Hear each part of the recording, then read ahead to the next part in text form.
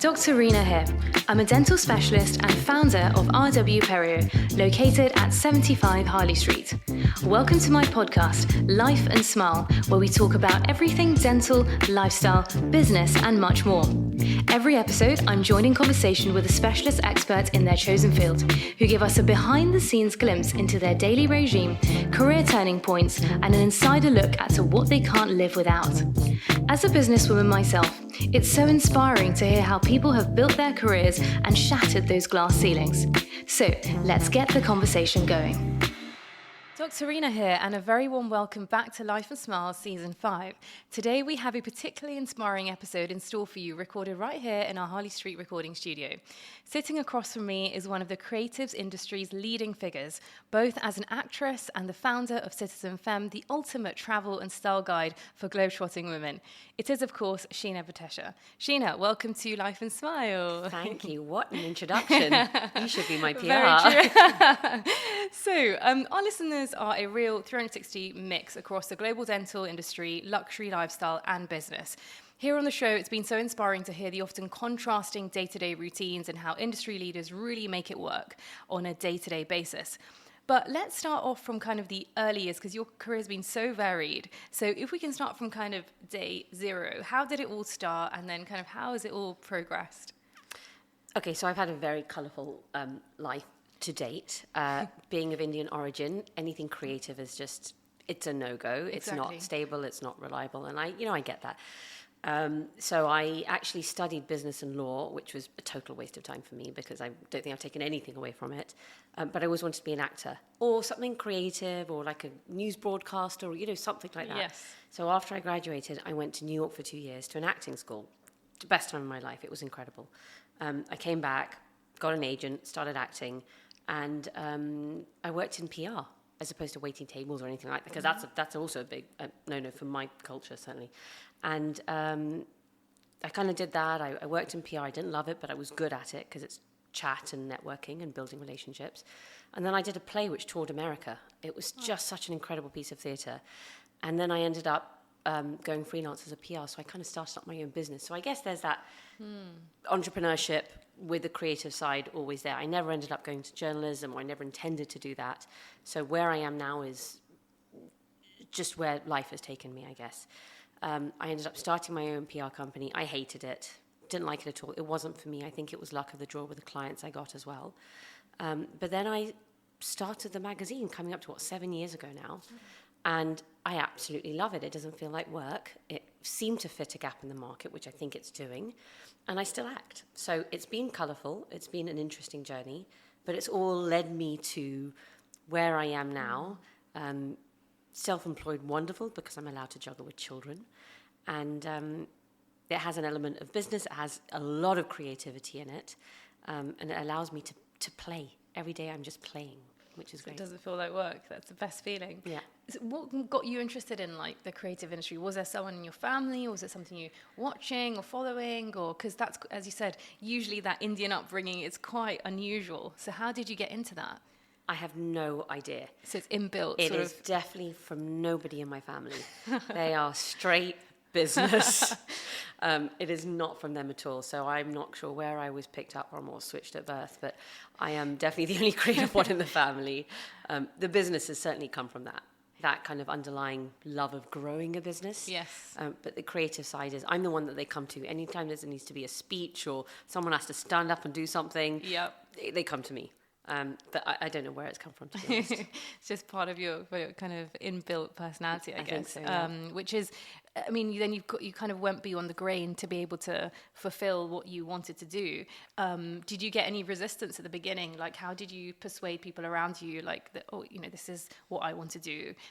Was it when you started seeing the results, like when you got into this acting, when you got into the tour? Was it just genuinely people seeing that you enjoy it and actually supporting you? I'm pretty sure that even now, as a mother of two, my parents still say that acting is a hobby. I think it still exists. And I'm filming. I mean, I'm not huge, but I'm a jobbing actor. I still get work. So resistance in that, where's the stability? I understand that as well. But there's never been a push to kind of do something creative. So that's why I always did it on the side of something. And I guess when you start seeing success, or you're actually building a career out of something, then they're like, oh, okay, no, fine.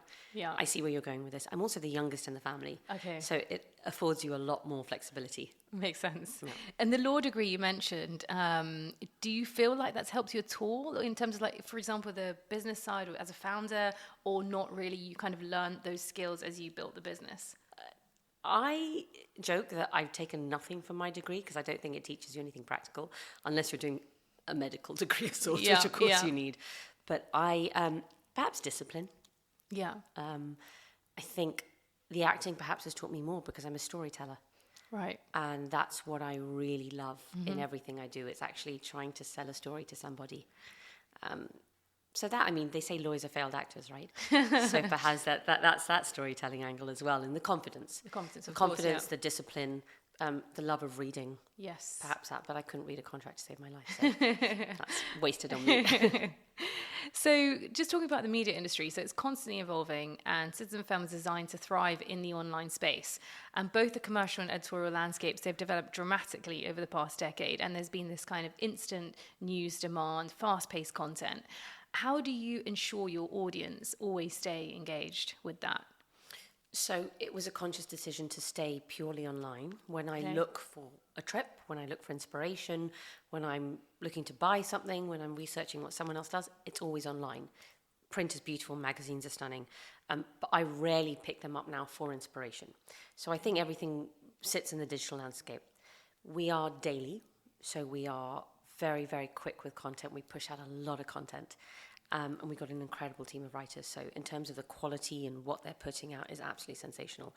So we know, we are our reader. We know they're going to come back every single day because there's going to be fresh content and something else that will inspire them.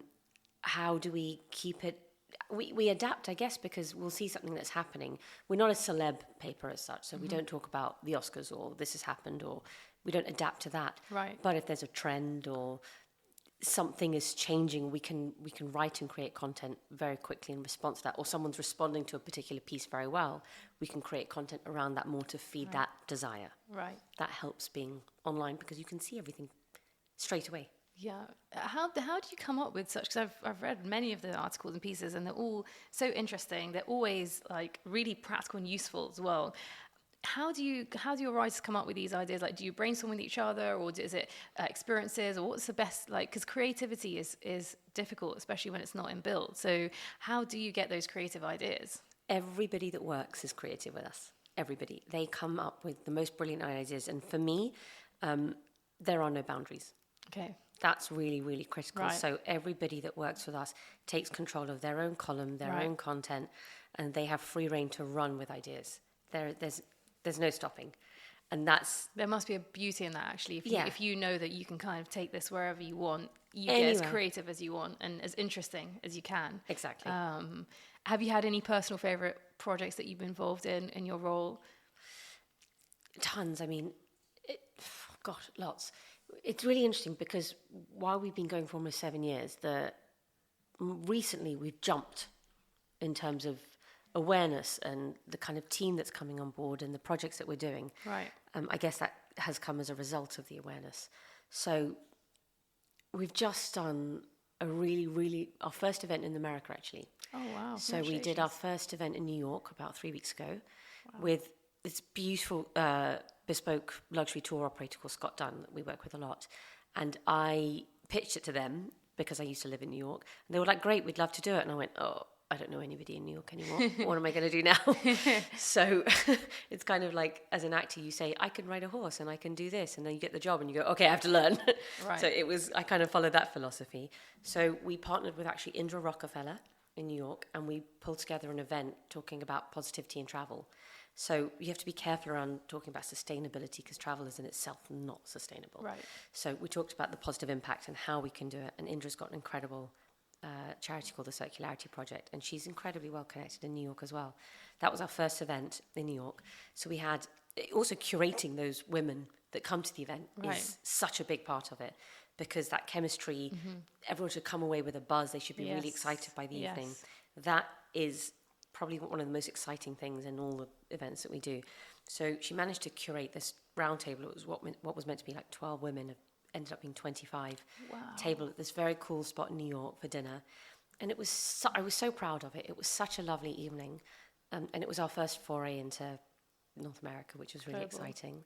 So that's a really exciting project that I'm very proud of. And I hope we're building more on that. And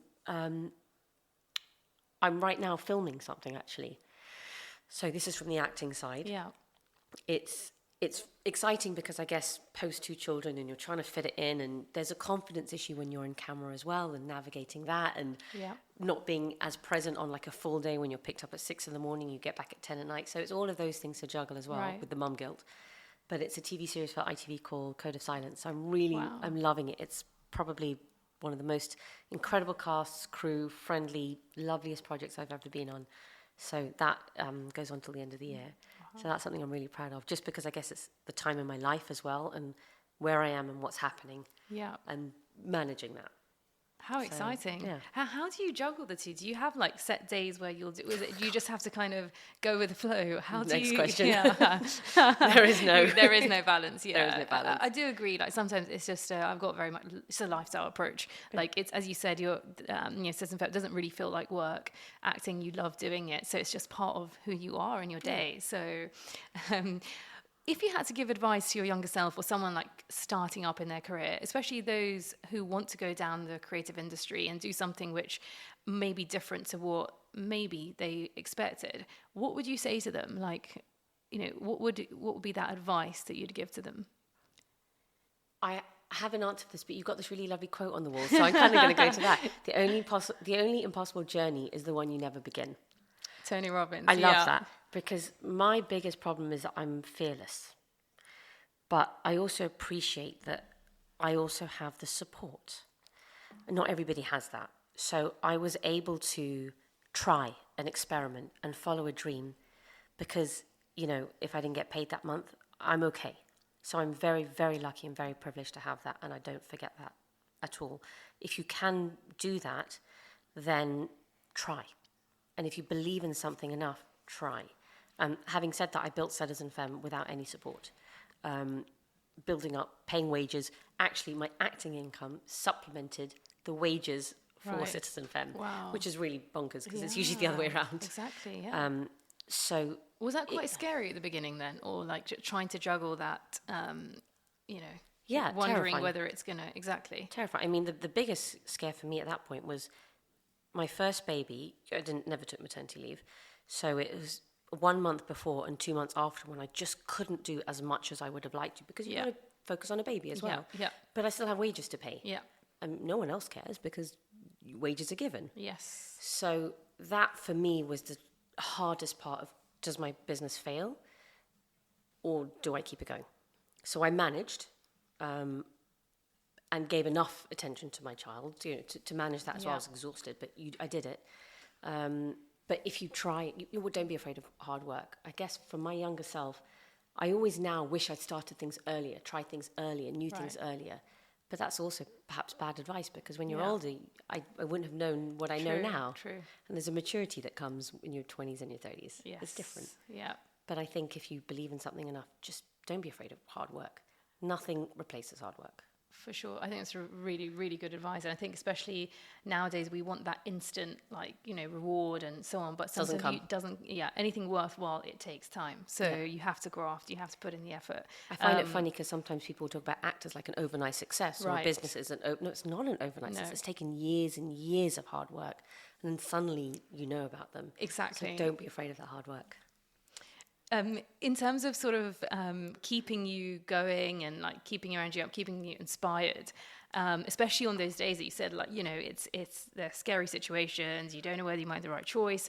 I know you said you're fearless, but what inspires you to keep going and keep your energy up? And do you have any mentors in the various industries, or anything you like to read that keeps you inspired? Or do you just have that inbuilt kind of fearless kind of, I'm going to do this, I don't care what happens?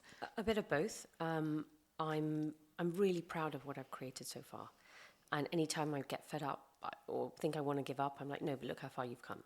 So I think there's a self-drive, we interview loads and loads of really incredible women, and I read all of those interviews, or in our new video series, we interview women.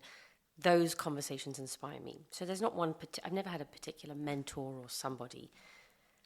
Honestly, my parents, if I'm, as a sole business director or, founder, you don't have a sounding board. So I would go to them for advice. Now I go to my husband a lot for advice. He's really, really helpful. So I'm like, this is not delivering, or what should I do about this? Or how do I manage that? Right. What are your thoughts on this?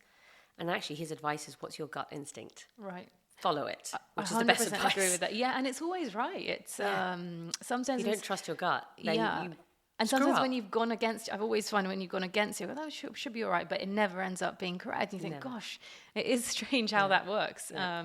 So going with your gut, using your kind of family as a sounding board to see, what their thoughts are, and then a bit of kind of inbuilt kind of tenacity to keep going. Totally. In terms of like day to day then, like, so you mentioned like sometimes you're doing your acting, it's literally 6 a.m, 10 p.m. Some days you're working on the other side of the business. Do you have a typical day routine, or how do you keep your energy up, especially on the days where you're working like the whole day? There's no typical routine as such, no. The only typical thing is that the 1 hour it takes my daughter to get dressed in the morning and get out of the house to go to school. That's the one constant I have. No, there is no typical day. I mean, the one thing that I do is I do every drop-off and every pick-up. That I've not missed one single one, unless I'm filming on a day. Yeah. But I manage best I can. And every day will vary. We'll have a couple of office days. I might be interviewing somebody. I might be having a meeting. We might be brainstorming an incredible idea, because we have no boundaries. We're thinking of fun things to do for brands all the time, or for the team, or for events, or I'm filming one day. So there is something within that that's fun or creative throughout, but there isn't anything typical. Okay. What will be typical is Friday I will stop, and the weekends I am entirely mum. Right. Evenings by 5 o'clock I'm entirely mum. Even earlier sometimes. Okay. At least 2 days a week. By lunchtime, I'm there going to activities and everything. Yeah. And then kids go to bed. If I don't have, I have zero social life now, but outside of that, if it's not a work event, post kids' bedtime is then when I'll catch up on my work. Yeah. I love that. I think that's really nice. You've got that clear boundary. Friday night, that's it, you're done. Which I've only learned after having children. I had zero boundaries before. Right. Okay. Yeah. And you feel has that helped you then also like to be more productive then in the week? Because you also get that reach. Having kids, I know it's full on, but it's a different type of recharging, I guess. Do you feel like that you can do better work then during the week, because okay, Friday I'm done? I'm much more productive with my time. I don't waste my time. But actually going to work feels like a break. Right, okay. After the weekend, after Sunday, I'm absolutely destroyed. And Monday morning feels like a holiday. So, just on that note, actually, I know there's no right way, but for new mums, etc., I think the way you manage it is flawless. How do you have any advice? Is it just about being organised? How have you been able to do both really well? Okay, it's certainly not flawless, but thank you for that. It is far from flawed. It's very, very, very flawed. You know what? Again, I'm talking from a place of privilege. It's having a village to help you. I have my mum nearby. That's incredibly helpful. Schools, activities. I run around like a mad woman. So it's not, how do you do it all? You just do. I say sometimes to new mums, it's like going to the gym. Your body builds up, right? You do 100 squats, or you do press-ups, and you build it up from 5 to 10 to 20. The same applies with this, is your body builds up to managing. It's more physical. It's actually the mental of remembering the to-do lists. Yeah. So I've got like 1,000 notes on my phone of things to remember. Yeah. You just do, right? You just do. There's madness in it, but you just do somehow. It keeps life interesting. Exactly.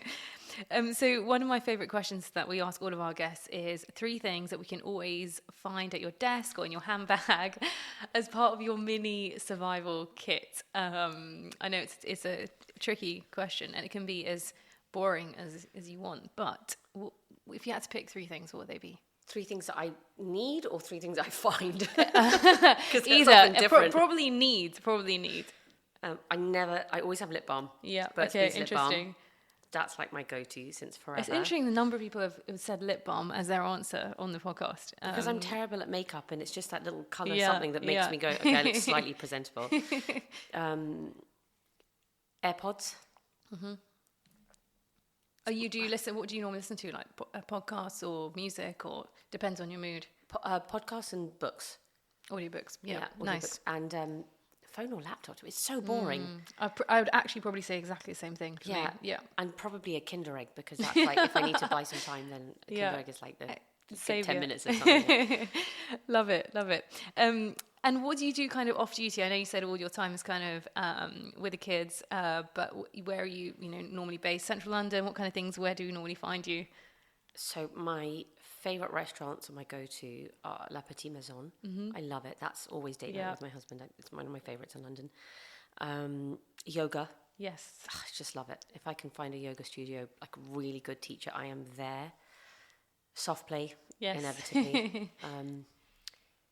And honestly, for me, it's an escape, is just to walk with something in my ears for 20 minutes of just peace. Yeah. Yeah. Hyde Park or Regent's Park, maybe. Or anything. And I love, because I used to, before I had kids, I would sit in a coffee shop and read a book. Nice. With a cup of coffee, and I love it. And that's like, if I can hide and do that, even after a drop-off in the morning, I'll just go to the coffee shop opposite and take half an hour to myself. That's so nice. And I think building those moments of stillness in your day do make a big difference. If you can find it, If you can find it. But even if it is like 10 minutes, I feel like it always makes a difference. Totally. Thank you so much, Sheena, for filling us in. I know you're super busy with all your projects. Where can we find you? Where can we stay tuned on all the amazing things you're doing? Thank you. It has been a lovely bit of respite for me. It's at Sheena Bhattessa on Instagram, at Citizen Femme on Instagram. And that would be me. Amazing. Thank you so much. Thank you.